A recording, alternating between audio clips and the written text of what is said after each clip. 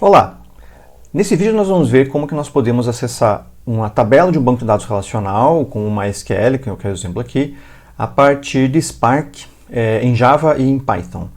Esse tipo de tarefa, apesar de não ser tão comum, começa a ser bastante importante porque é interessante que você possa tratar os dados, buscar os dados que estão em bancos relacionais para possivelmente combinar com dados que você tenha dentro dos seus CSVs, dentro dos seus arquivos Parquet, dentro de MongoDB ou de outros tipos de conectores, para que você possa processá-los e então trabalhar com algum workflow de machine learning ou mesmo streaming, grafos ou coisa assim. Acessar esses dados a partir de uma base relacional não necessariamente vai ter um desempenho melhor do que essa base relacional possa oferecer. Se você precisa acessar somente esses dados, talvez seja mais fácil fazer isso diretamente com o driver JDBC ou um drive do PythonDB, com o banco relacional sendo acessado de forma mais direta. Mas o ponto principal do Spark poder acessar esse tipo de fonte de dados, um banco relacional, com uma fonte externa, para usar esses dados dentro dos seus processamentos e a combinação com dados que aqui existem.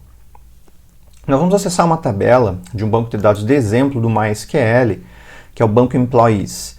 Esse banco Employees está disponível na própria documentação do MySQL para você baixar e trabalhar com ele, instalar, carregar os dados todos dentro de um servidor MySQL, como esse local aqui.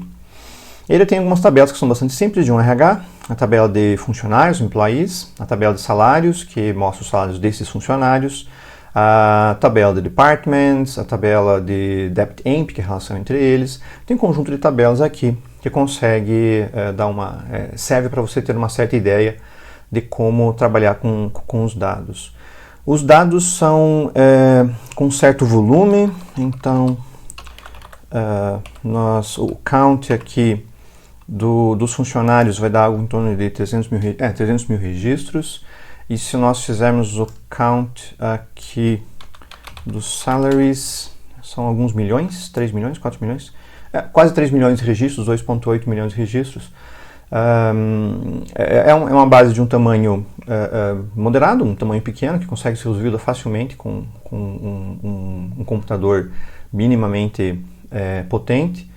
E a gente pode perceber que o desempenho que ele tem dentro de uma base, dentro do próprio MySQL, acessando diretamente o MySQL, e o acesso que nós vamos ver através do Spark não vai ser necessariamente assim com tanto desempenho, porque, como eu já repeti, o interesse aqui é você ter acesso às informações para poder combinar com outros dados e então gerar algum dataset que seja útil para trabalhar com machine learning ou grafos ou coisa assim.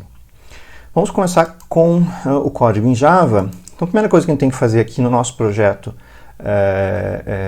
do NetBeans, ou de qualquer ideia que eu esteja escolhendo, é dizer onde é que está o driver JDBC do MySQL. O acesso que o Spark faz é através dos drivers JDBC, sempre lembrando que o Spark vai rodar em cima de uma JVM, de uma Java Virtual Machine. Ele é escrito em Scala, mas roda dentro de uma JVM. Scala é uma das linguagens que rodam na JVM. E a JVM acessa facilmente um driver, um conector para a JDBC.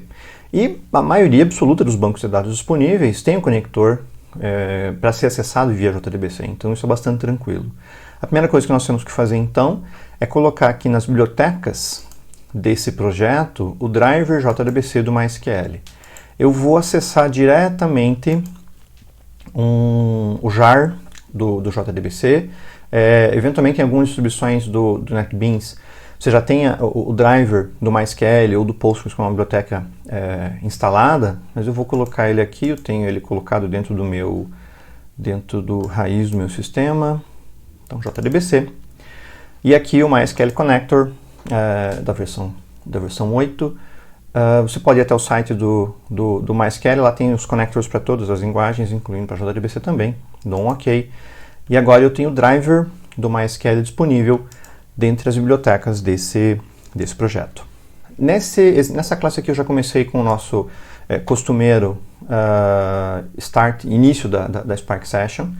Então eu crio uma Spark Session com o Builder, exemplo JDBC1 aqui na realidade. O master vai ser local, com todos os cores disponíveis, getter create, e o logger é setado para warning. E o acesso para cada tabela ou para cada query que você faça, o conector do Spark permite que você use uma query como uma fonte de dados, ele carrega tudo isso dentro do data frame. O acesso que é feito pelo método, por um data frame reader, por um read do data frame. Então, na realidade, o que a gente vai ter que fazer aqui é criar um dataset de rows. Eu vou chamar de empdf. Ele vai ter que importar todas as classes, né? Então, o org Spark SQL dataset e o row também. E aqui eu vou usar o meu Spark Session.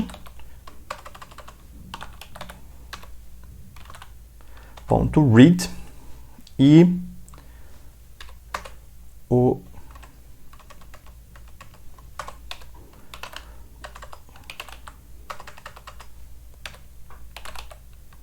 format vai ser JDBC. Esse é o formato que ele tem.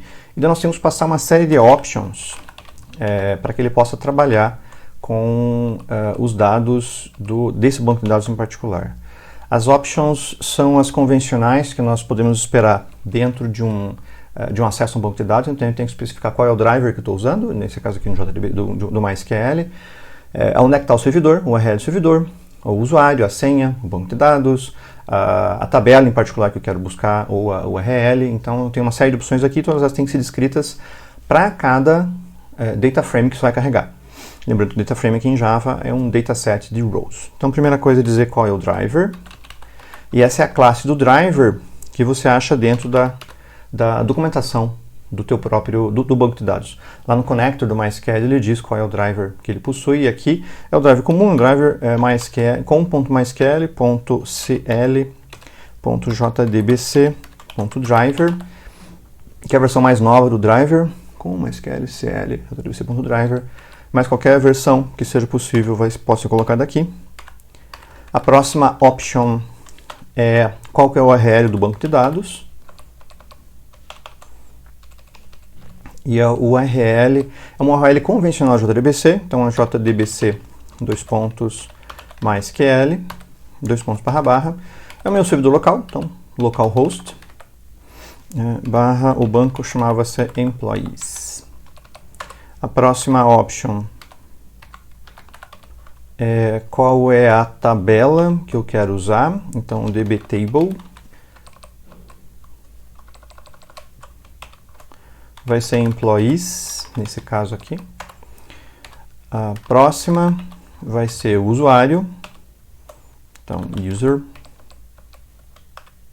e aqui o usuário padrão que eu tenho nesse MySQL de testes, né, para aula, é o root. A próxima option é a password. E, novamente repetindo, isso aqui é um banco de dados de aula, tem uma senha muito forte, que é 1, 2, 3, 4, e é claro que isso é uma ironia. E, finalmente, o método load. Uma vez que nós temos passado todos esses parâmetros, o driver, o URL, qual é a tabela que eu quero, e as minhas credenciais, usuário e senha, isso pode variar eventualmente de banco para banco. Novamente, isso está na documentação do teu próprio connector do banco de dados, se bem que a variação é bastante pequena. Agora eu já tenho esse data frame disponível.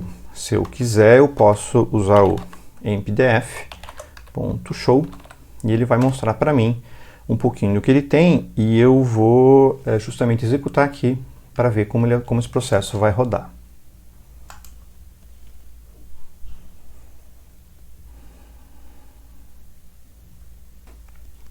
Ele deu um erro aqui na execução com MySQL CL, eu acho que não é CL, acho que é CJ aqui. É só uma nomenclatura do driver. Percebam que tem uma série de detalhes aqui, uma letra errada no nome do driver, da classe do driver, já pode colocar tudo a perder. Vamos ver se ele consegue executar agora. E agora ele conseguiu rodar.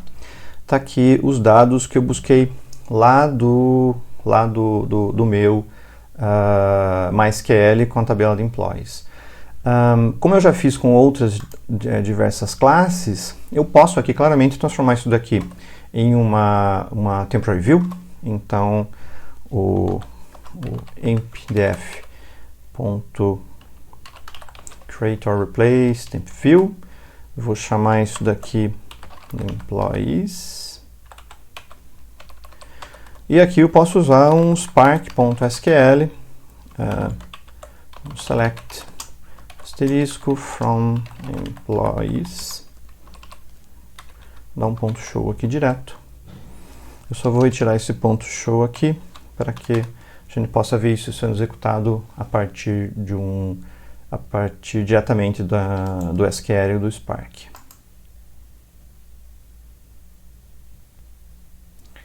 Ele executou aqui e você tem um desempenho que a gente tem o carregar da Spark Session, mas claramente eu vou fazer um desempenho comparando a execução somente da query entre um programa Java puro acessando o JDBC e esse programa com o Spark acessando indiretamente, talvez você tenha um tempo um pouco diferente, porque você tem que fazer o read inteiro, ele carrega isso dentro do data frame e tem um certo tempo um pouco a mais. E se eu quisesse fazer, por acaso, um join entre duas tabelas do MySQL aqui dentro? Basta eu carregar um outro dataset, eu vou carregar mais um dataset aqui, vou copiar esses dados, vou chamar ele de soldf, que na realidade eu vou usar exatamente a mesma coisa, a mesma conexão, só que agora eu vou carregar a tabela salaries, que é a tabela de salários dos funcionários. E aqui o soldf createOrReplace temp view, vou chamar de salaries. E esse SQL vai ser um pouquinho diferente, porque eu vou chamar o first name do funcionário e o salary. Deixa eu conferir o nome dessa coluna aqui.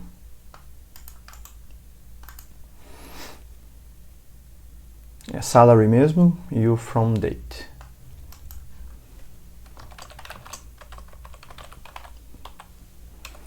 From employees, join salaries, using empno. E eu imagino que essa query aqui funcione nele. Vamos executar esse processo.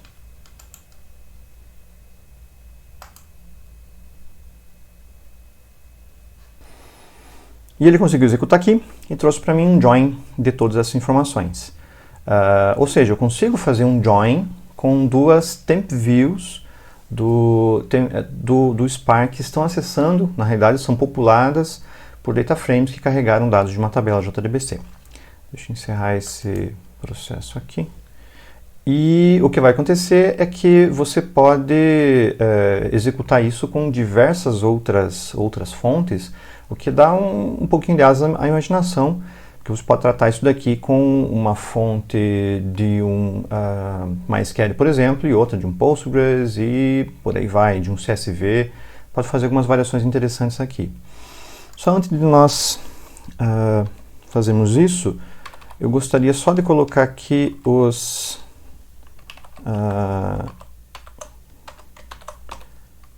esquemas, só para a gente ver o que foi trazido de lá.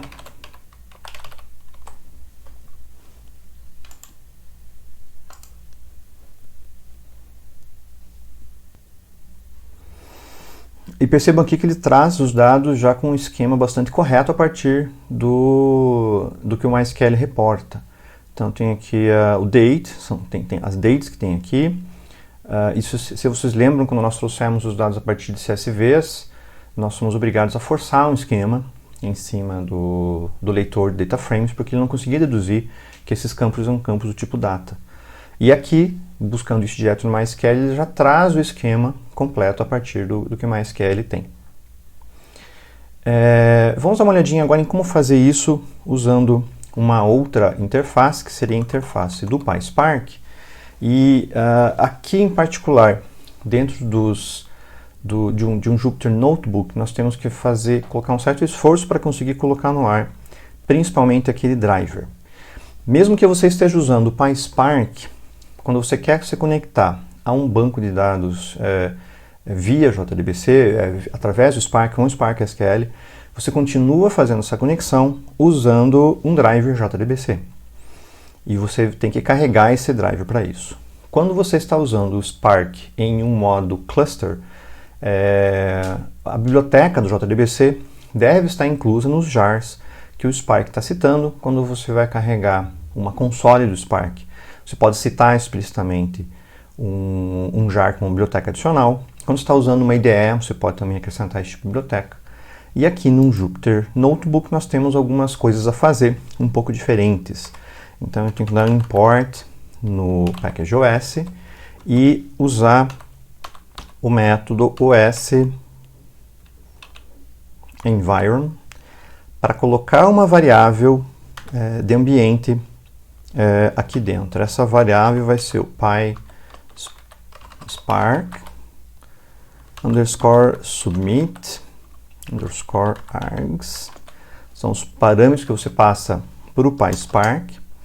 E esses parâmetros são, na realidade, parâmetros que são colocados, já que a própria console do PySpark, o próprio shell do PySpark, ele também tem porções dele escritas dentro de Scala de Java. Então, vou colocar os jars, o parâmetro jars. E aquela mesma localização que eu tinha para o meu diretório, que é o //, /home, /leandro, /jdbc. E o nome do conector é MySQL Connector Java 8.0.16.jar. E aqui eu cito o PySpark Shell para ele trazer para mim para esse Jupyter Notebook um shell de forma adequada. MySQL Connector Java 8.0.16 era o que estava colocando lá. A partir de agora eu tenho uma session, eu vou criar uma session que então vai trabalhar com essa biblioteca adicionada ao ClassPath e pode se conectar, pode usar as classes dentro das chamadas de método Spark, posso usar as classes Java que estão disponíveis dentro desse jar. Isso é válido para várias outras possibilidades, porque você acabou de acrescentar uma biblioteca Java dentro de um ambiente Python. Então você pode utilizar isso para diferentes soluções. No nosso caso aqui é para ler um banco de dados que está disponível através de um driver JDBC. Eu vou usar a mesma coisa que eu usei antes, então o empdf, só que agora no data frame aqui do Python, e o mesmo spark.read.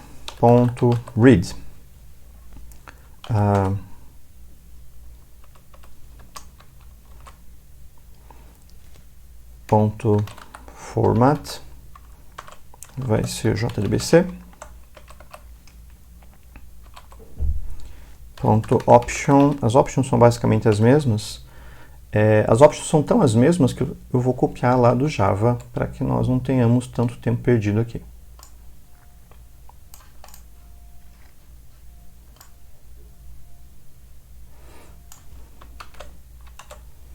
Só vou ter que me cuidar com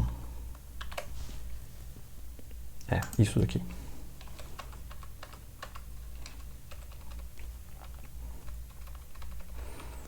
Sempre lembrando que você está no ambiente Python, então você tem que se preocupar bem com as tabs ou espaços.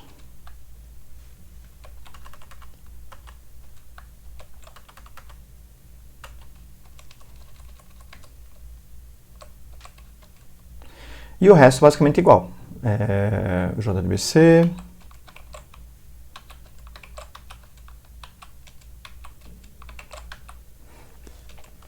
Obviamente não tem um ponto e vírgula aqui no final. E aqui no final eu uso o empdf. Posso usar o empdf show, como nós fizemos lá previamente, para ver se ele vai rodar. Eu tenho a impressão que tem alguma coisa errada ainda nessa tabulação, mas eu tenho certeza que ele vai me contar agora.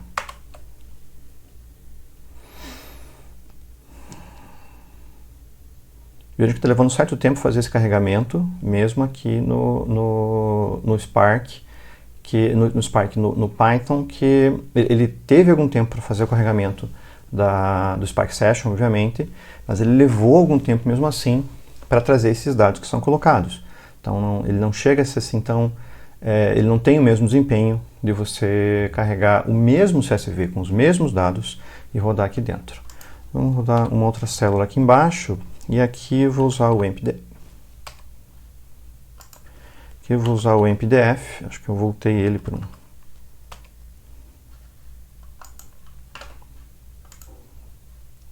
Code. Eu vou usar o mesmo empdf e vou usar o create or replace temp view. Vou chamar ela de employees. E aqui o spark.sql, o select asterisco from employees. Oops. .show. Ele consegue carregar de uma certa maneira mais ou menos rápida.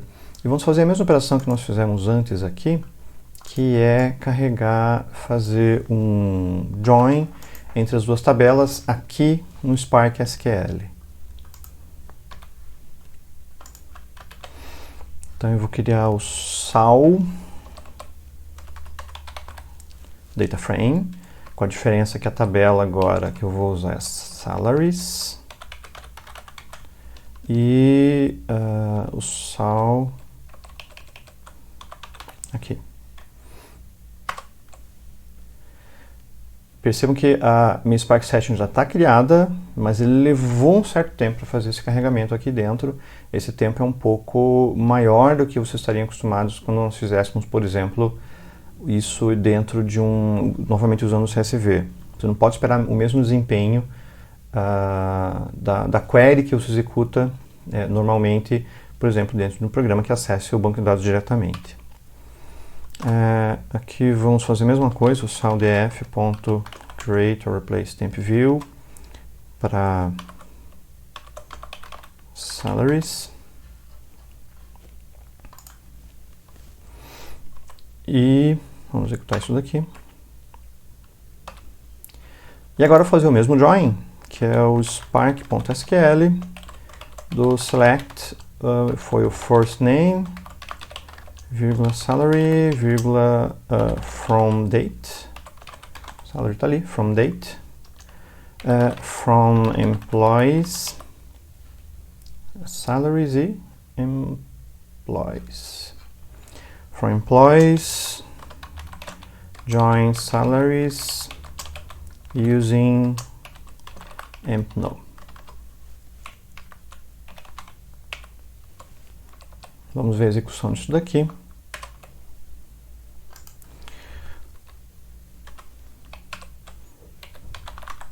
Sempre esqueço do show.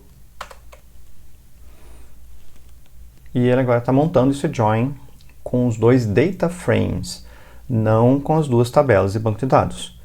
Esses dois data frames estão em memória e têm que ser combinados para que você possa gerar esse join finalmente. E se vocês lembram do tempo que levou para executar esse join lá no MySQL, foi um tempo realmente bem menor. O que mostra que você não vai ganhar em eficiência ou desempenho fazendo as operações aqui dentro do PySpark, aqui dentro do Spark SQL. Você vai ganhar em termos de flexibilidade, podendo usar essas fontes juntos com outras diversas fontes possíveis para conseguir para conseguir processar os dados, fazer um data wrangling das informações que você tem, para então passar para um workflow de grafos ou machine learning, coisa assim. Espero que tenha sido um ponto interessante, vocês verem como acessar bancos de dados JDBC via Spark, quer de Python, quer de Java. Isso vai ser muito útil para nossas futuras tarefas. Obrigado e até mais.